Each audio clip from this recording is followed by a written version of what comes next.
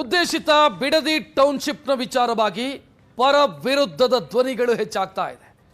Township ಬೇಡ ಅನ್ನುವಂಥ ಪ್ರತಿಭಟನೆ 400ಕ್ಕೂ ಅಧಿಕ ದಿನದಿಂದ ನಡೀತಾ ಇದ್ರೆ, ಬೇಕು ಅನ್ನುವಂಥ ಪ್ರತಿಭಟನೆ ಮೊನ್ನೆಯಿಂದ ಶುರುವಾಗಿದೆ.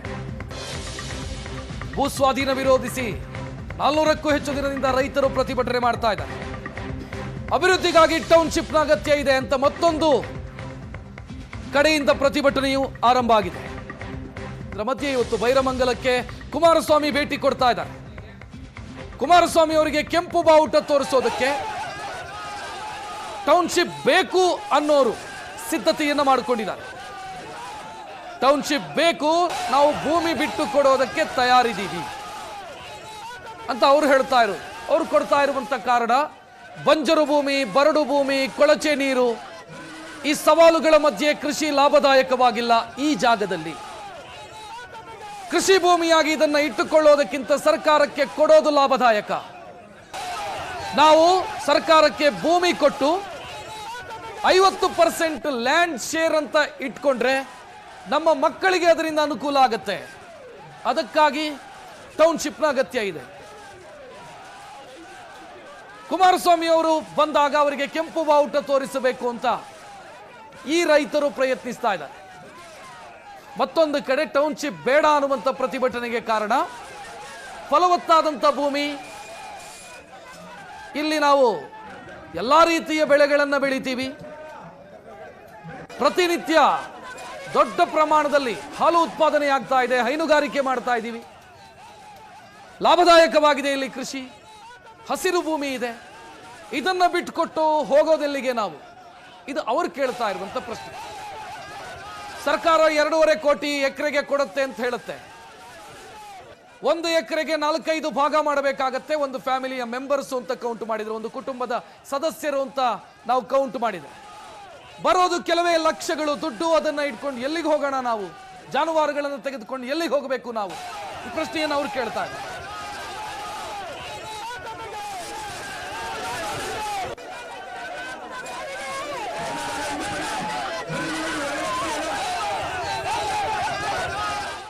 ಕುಮಾರಸ್ವಾಮಿ ಅವರು ರೈತರ ಸಮಸ್ಯೆ ಅಲ್ಸಕ್ಕಲ್ಲ, ಅವ್ರ ರಾಜಕೀಯ ಬೆಳೆ ಬೇಯಿಸ್ಕೊಳ್ಳಕ್ಕೆ ನೀವು ಅವತ್ತು ಪವಿತ್ರ ವಿಧಾನಸೌಧದಲ್ಲಿ ನಿಮ್ಮನ್ನ ಕರೆದಾಗ ನೀವು ಗೌರವವಾಗಿ ಬರ್ಬೇಕಾಯ್ತು.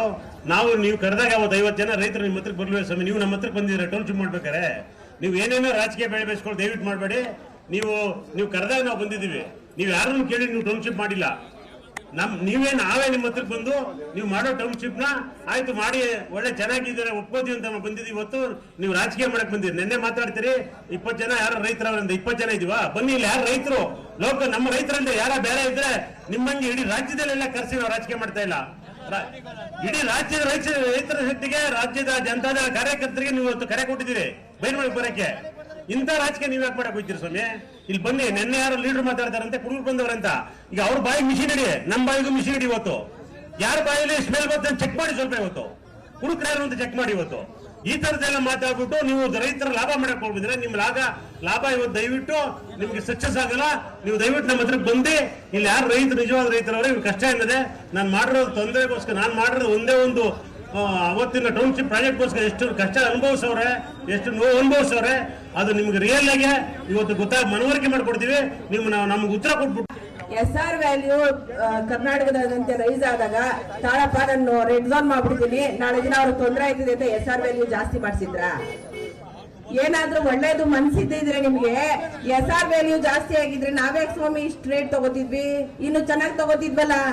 ಅವಾಗ ನಿಮ್ ಕಣ್ಣೀರು ಕಾಣಿಸ್ಲಿಲ್ವ? ನಮ್ ಕಣ್ಣೀರು ಅವಾಗ ನೀವೆಲ್ಲ ಒಳ್ಳೆ ಉನ್ನತ ಸ್ಥಾನದಲ್ಲಿರೋರು. ರೆಡ್ ಝೋನ್ ಅಲ್ಲಿ ಮಾತ್ರ SR ವ್ಯಾಲ್ಯೂ ಯಾಕೆ ಲಾಕ್ ಮಾಡಿಸಿದ್ರಿ? ಅವತ್ತೆಲ್ಲ ಹೋಗಿದ್ರಿ? SR ವ್ಯಾಲ್ಯೂ ಕರ್ನಾಟಕದಾದ್ಯಂತ ರೈಸ್ ಆದಾಗ ತಾಳಪ್ಪ ನಾನು ರೆಡ್ ಝೋನ್ ಮಾಡ್ಬಿಡ್ತೀನಿ. ಆದ್ರೆ ಅವ್ರಿಗೆ ಮಾತ್ರ ರಾಜಕೀಯ ವ್ಯಕ್ತಿಗಳು ಮಕ್ಳುಗಳು ಒಂದು ಸೈಕಲ್ ತುಳಿಬೇಕು ಅಂದ್ರೆ ಒಂದು ಗ್ರೌಂಡ್ ಇರಬೇಕು, ಕ್ರಿಕೆಟ್ ಆಡ್ಬೇಕು ಅಂದ್ರೆ ಒಂದು ಗ್ರೌಂಡ್ ಇರಬೇಕು, ಅವ್ರು ಎಲ್ಲಾರ ಅವ್ರು ಏನೋ ಒಂದು ವಿಶ್ರಾಂತಿ ತಗೋಬೇಕು ಅಂದ್ರೆ ಅವ್ರಿಗೊಂದು ರೆಸಾರ್ಟ್ ಇರಬೇಕು, ಎಲ್ಲಾ ತರ ಅನುಕೂಲ ಮಾಡ್ಕೊಂಡಿರ್ತಾರೆ. ಅವ್ರಿಗೆ ಮಾತ್ರ ನಾವು ರೈತರು 1/2 ಎಕರೆ 1 ಎಕರೆ ನಾವು ಬದುಕಬಾರ್ದ? ನಮ್ಮ ಜೀವನ ನಾವು ಕಟ್ಕೋಬಾರ್ದ? ನಮ್ಮ ಮಕ್ಳಿಗೆ ನಮ್ಮ ತಾತ ಅಜ್ಜಂದ್ರಿಂದ ಉಳಿಸ್ಕೊ ಬಂದಿರೋ ಪಿತ್ರಾಳ ಜೊತೆ ಆಸ್ತಿ ನಾವು ಕೊಡಬಾರ್ದ? ಅಂದ್ರೆ ಅವ್ರಿಗೆ ಮಾತ್ರ ಕಿರಿತೆ ನಮ್ಗೆ ಹಾಕಿಲ್ವಾ? ಮುಖ್ಯಮಂತ್ರಿಗಳು ಇಲ್ಲಿಂದ ಪಾದಯಾತ್ರೆ ಹೊರಟೋಗ್ಬಿಟ್ರು, ನಮ್ಮ ನೀರು ನಮ್ಮ ಹಕ್ಕು ಅಂತ. ನಮ್ಮ ಭೂಮಿಗೆ ನಮ್ಮ ಹಕ್ಕಿಲ್ವಾ? ಇವತ್ತು ಎಲ್ಲ ಹೇಳ್ತಾರೆ ಹೊರಗಡೆಯಿಂದ ಕರ್ಸಿದ್ದಾರೆ ಅಂತ. ಯಾಕೆ ಸರ್ ಹೊರಗಡೆಯಿಂದ ಕರ್ಸ್ಕೊಳ್ಳೋಣ? ಅಂದ್ರೆ ನಮ್ಮ ಭೂಮಿಗೆ ನಾವು ಉಳಿಸ್ಕೊಳ್ಳೋಷ್ಟು ನಮಗೆ ಯೋಗ್ಯತೆ ಇಲ್ವಾ, ತಾಕತ್ತಿಲ್ವಾ? ಯಾರು ರಿಯಲ್ ಎಸ್ಟೇಟ್ ಏಜೆಂಟ್ಗಳು ಕೂತಿರ್ಬೋದು 40 ಎಕರೆ 50 ಎಕರೆ ಇಟ್ಕೊಂಡು ನಾವು ಕೊಡ್ತೀವಿ, ಅಭಿವೃದ್ಧಿ ಬೇಕು ಅಂತ ಇರ್ಬೋದು. ನಾವು ಆಲ್ರೆಡಿ ಅಭಿವೃದ್ಧಿ ಆಗಿದ್ದೀವಿ, ನಮ್ಗೆ ಯಾವುದೇ ಒಂದು ಅಭಿವೃದ್ಧಿ ಬೇಕಾಗಿಲ್ಲ ಸರ್ಕಾರದ ಕಡೆಯಿಂದ. ಇವತ್ತು ಕೂಡ ಹೇಳ್ತೀವಿ, ನಮ್ಗೆ ಯಾವುದೇ ಅವ್ರ ಗ್ಯಾರಂಟಿ ಯೋಜನೆ ಬೇಡ, ನಮ್ಮ ಭೂಮಿ ನಮಗೆ ಬೇಕು, ನಮ್ಗೆ ಉಳಿಸ್ಕೊಡಿ ಅಷ್ಟೇ. ನಮ್ಮ ಭೂಮಿನ ನಾವು ಬಿಡೋ ತನಕ ನಾವು ಯಾವುದೇ ಕಾರಣಕ್ಕೂ ನಾವು ಪ್ರಾಣ ಹೋದ್ರೂ ಸರಿ, ನಾವು ಭೂಮಿನಂತೂ ಬಿಡಲ್ಲ. ನಾವು ಭೂಮಿ ಕೊಡ್ತೀವಿ ಅಂದಿದ್ರೆ 1.5 ವರ್ಷದಿಂದ ಈ ಬೀದಿಗೆ ಬಂದು ಕುತ್ಕೋತಾ ಇರ್ಲಿಲ್ಲ ಸರ್. 475 ದಿನದಿಂದ ಸರ್. ಅವ್ರು ಬಂದಿರೋರು ಯಾರು ರೈತರಲ್ಲ ಸರ್. 3 ಬಸ್ಸಲ್ಲಿ 1,000 ಕೊಟ್ಟು ಬಿರಿಯಾನಿ ಕೊಟ್ಟು ಕರ್ಕೊಂಡ್ಬಂದು ಕುಂಡಿಸ್ಕೊಂಡವ್ರೆ. ಅವ್ರಿಗೇನ ತಾಕತ್ತಿದ್ರೆ ನಿಜವಾದ ರೈತರು ಅಂತ ಪ್ರೂವ್ ಮಾಡಬೇಕು ಅಂದ್ರೆ ಆಧಾರ್ ವಿತ್ ಪಾಣಿ ಬಂದು ತೋರಿಸ್ಲಿ. ಅವ್ರ ರೈತರು 80% ಇದ್ದೀವಿ ಅಂತ ಅವ್ರು ತೋರಿಸ್ಲಿ. ಇಲ್ಲ ನಾವು 80% ಇದ್ದೀವಿ ಅಂತ ತೋರಿಸ್ತೀವಿ. ನಾವು 80% ಇದ್ದೀವಿ ಅಂತ ತೋರಿಸಿದ್ರೆ ಅವ್ರು ಭೂಮಿ ಬಿಡಬೇಕು. ಇಲ್ಲ ಅವ್ರು 80% ಇದ್ದ ಅವರೇ ಅಂತ ಹೇಳಿದ್ರೆ ಇವತ್ತೇ ನಾವು ದಂಡಿ ಸ್ಟಾಪ್ ಮಾಡ್ಬಿಟ್ಟು ಮನೆಗೆ ಹೋಗ್ತೀವಿ ಸರ್. ಅಷ್ಟೇ ಹೇಳೋದು. ಏನ್ ಹೇಳ್ತಿದ್ದಾರೆ ಇಲ್ಲಿ ಬೆಳೆ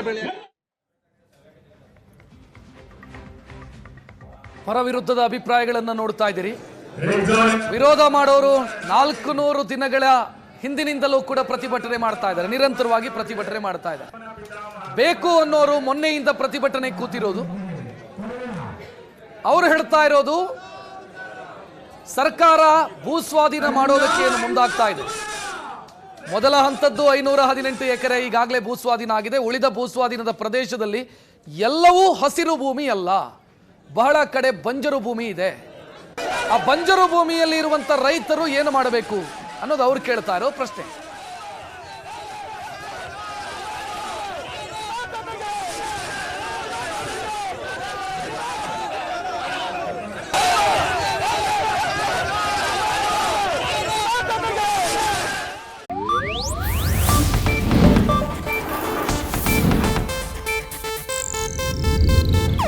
ಇದು ಏಷ್ಯಾನೆಟ್ ನ್ಯೂಸ್ ನೆಟ್ವರ್ಕ್ ಪ್ರಸ್ತುತಿ.